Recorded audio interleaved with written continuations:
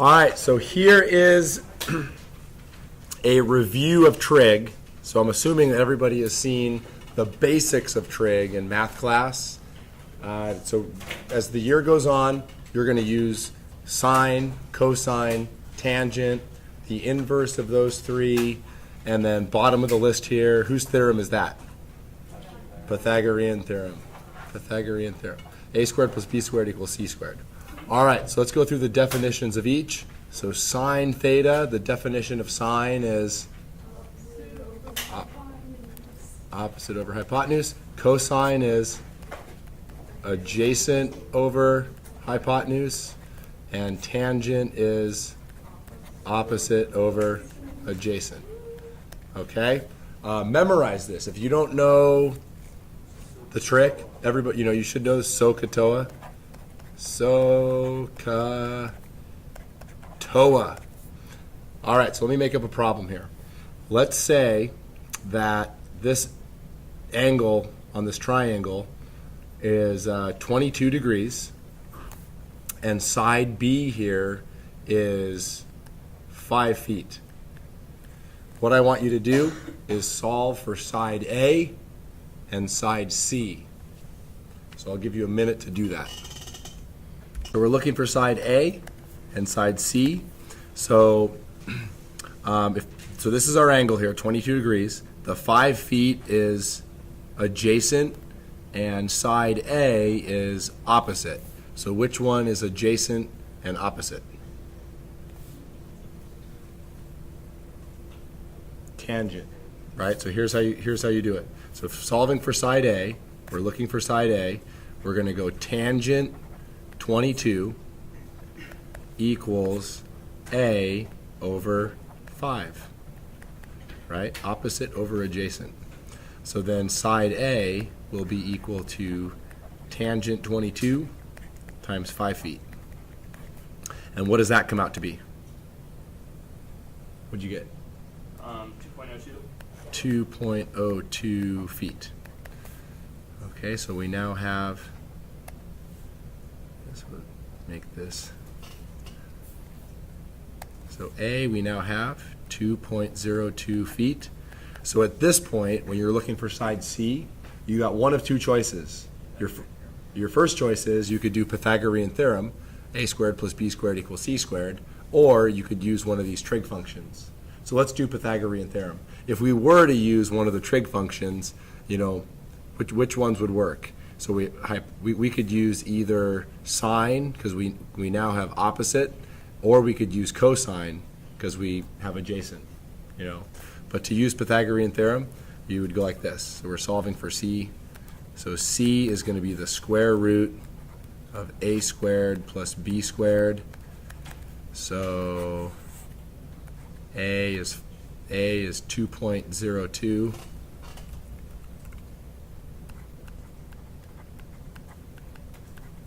Squared, and then B is 5 feet. So what does that come out as? Isn't it like 5.5 or something? 2.02.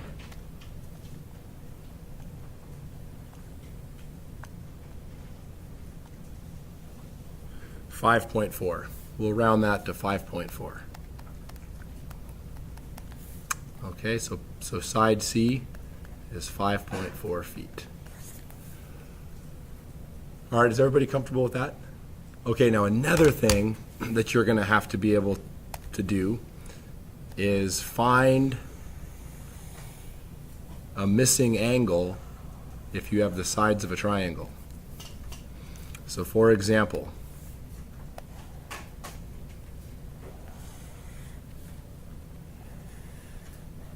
so say I told you that this side is 7 meters and this side is 12 meters. And I want you to solve for this angle up here. So if you know the sides of a triangle and you're looking for a missing angle or an unknown angle, you can still use these trig functions, but what must you do? Use the inverse of them. So on your calculators, there's a button that has the trig functions inversed, the -1 power. Actually, it's just second and then the trig function. Yeah, second and then that trig function. Okay, so for example, let me give you a minute to work this out. So try getting this on your own. All right, so to do this calculation, so what are we dealing with here? We're looking for this theta. So we have opposite, which is 12, and adjacent. So which one is opposite and adjacent?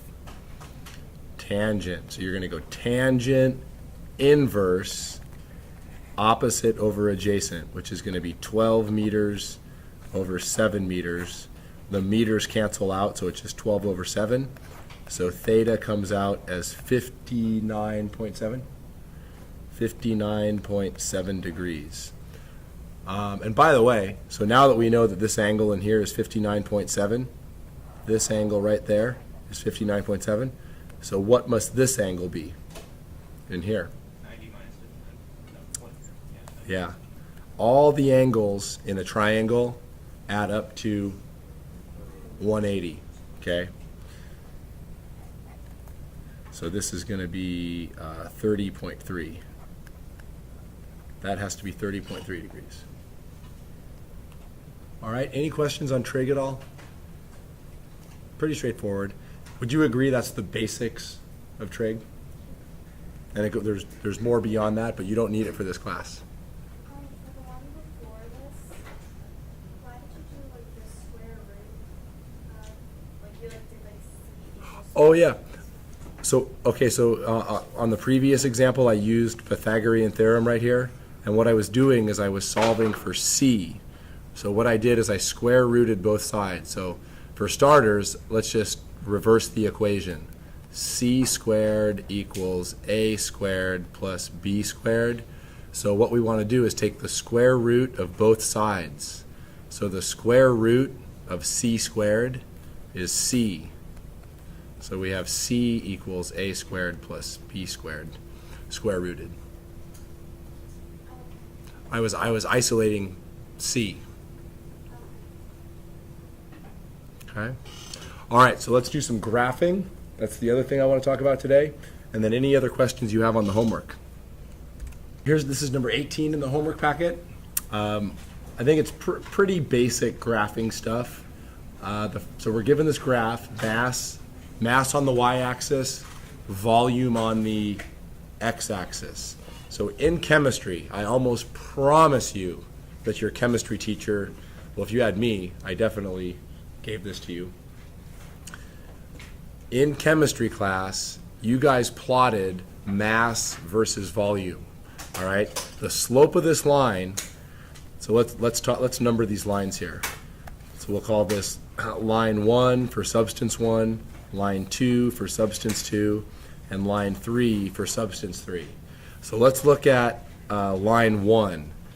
What is the slope of a line when you plot mass versus volume? So what is slope? The basic definition of slope is what? Rise over run. Okay, so let's pick 2 points on this line. So there's a point, and then the origin is a point. So using those 2 points on the first graph, what is the rise telling us? What is the rise measured in? It's measured in grams, which is mass. So rise is mass. What's the run measured in? Volume. What is mass over volume? Mass over volume is density. So what is the slope of the line when you plot mass versus volume? It's the density of the substance. So which of these 3 substances have the greatest density? Substance 1, 2, or 3? 1, because it has the largest slope, right? Substance 1 has the largest slope. So just so this makes sense. All right, first question. What is the mass of 30 cubic centimeters of each substance? All right, so we're going to here, 30 cubic centimeters. So this is substance 1, substance 2, substance 3. So we're doing A right now. So substance 1, what is the mass of 30 cubic centimeters? So all you do is you go up and over. So it's roughly what? 100 grams. Okay, substance 2, 30 cubic centimeters. You go up and then over. So you're approximating here. That's about what, 280? Substance 3. Oh wait, I did the wrong side. Oops, this one up here is substance 3. I'm going in reverse order. The first one I did was substance 3. 3, 2, 1, sorry. So substance 1 has a mass of 400 grams if the volume were 30 cubic centimeters.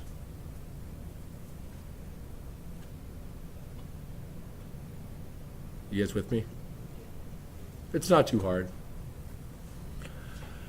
Okay, B.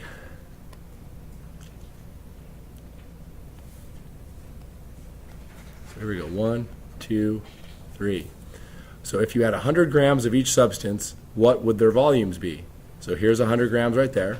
So for substance 1, 100 grams of it, what would the volume be? You go over and down. That's what? 9 cubic centimeters maybe? A little less than 10. Substance 2, you go over and down. About 15. Substance 3, over, down, pretty close to 40.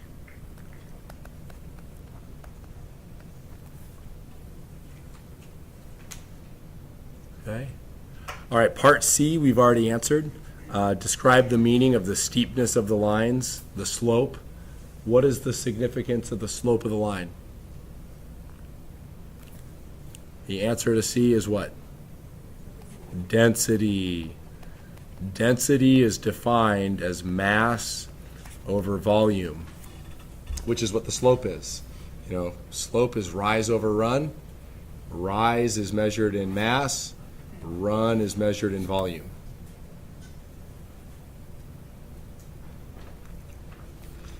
All right, D.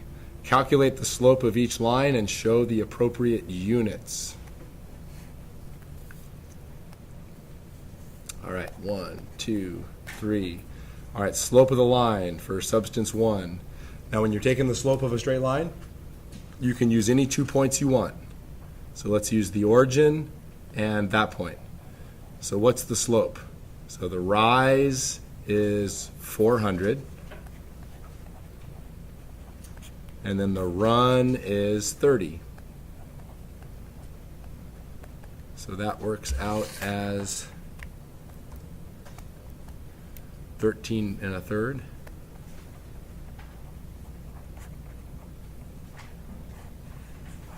Okay, substance 2.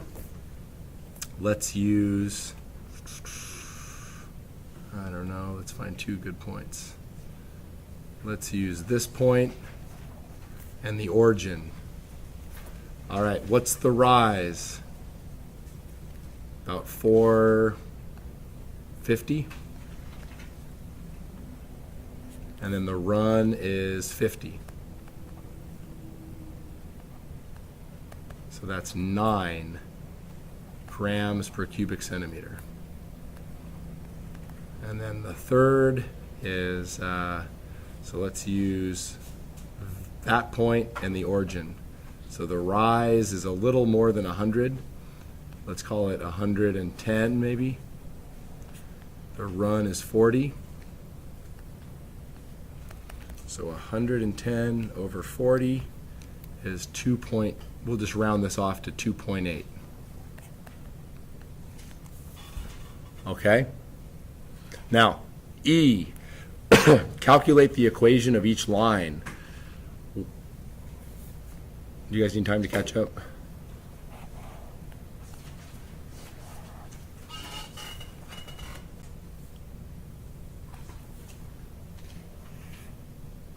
Oh, you know what? We're going to need those. Hold on. So let's do it here. So for line 1, So what's the equation of a straight line? Y equals mx plus b. This is nice. What's the y-intercept for all of these? All three lines have a y-intercept of what? 0. So the b goes away for all three lines. So the equation of the line for the first guy is going to be y equals m is the slope. So that's going to be 13.3 grams per cubic centimeter times x. That's the equation of the line for line 1. What's the equation of the line for line 2? Y equals 9 grams per cubic centimeter times x. And then for line 3, y equals 2.8 grams per cubic centimeter times x.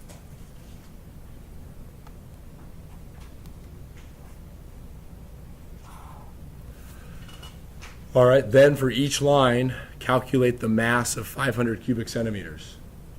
Which one's mass, y or x? In these equations of the line right here, like line number 1, the equation is y equals 13.3 grams per cubic centimeter times x. Which one is mass, the y or the x? The y. So we're solving for y. It says for each line calculate the mass of 500 cubic centimeters. So we're solving for y. So for example, for line 1, for the first substance, you're going to go y equals 13.3 grams per cubic centimeter. And then what's the volume we plug in? 500 cubic centimeters. So 13.3 times 500. 6,650 grams. And then for substance number 2, the equation of the line, y equals 9 grams per cubic centimeter. The volume is 500 cubic centimeters because they gave us that. So that's going to be 4,500 grams. Oh, and notice the cubic centimeters cancel out.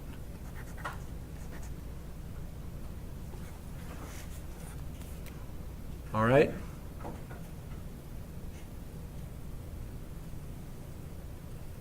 What time does the bell ring? 145. 45?